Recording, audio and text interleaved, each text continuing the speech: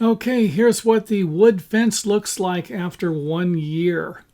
And it does get full sun on it. The sun hits it all day long. And you can see here, this is where I built my little rock garden there. Redid my waterfall there too. But you can see that the wood fence is kind of taking a beating after a year. My neighbor's fence turned completely brown, and I guess that's what's going to happen here if I don't stain it, and I'm probably not going to. The fence cost me about, well, I split it with my neighbor. It was $500 each, and then I did the work. And, if it lasts 10 years or something like that, then we'll know next time we're going to have to paint it. But it really isn't, it isn't in too bad a shape.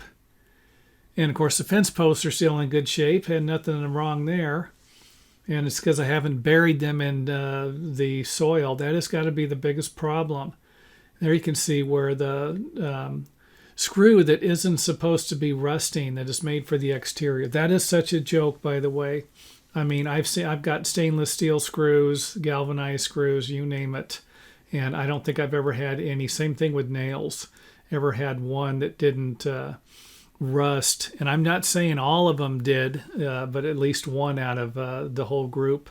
But enough about that. The fence, the reason why I'm showing you is you don't ever get to see stuff like this. I can't tell you how many videos I watch where you get to see something when it's brand new, but nobody goes around and shows you what it looks like. Well, here's what it looks like right here. You can get a good idea. And I will leave it at that. If I make any more videos like this in the future, I will definitely put a link here or put a link on the website. So again, this is what it looks like after 1 year after it was installed.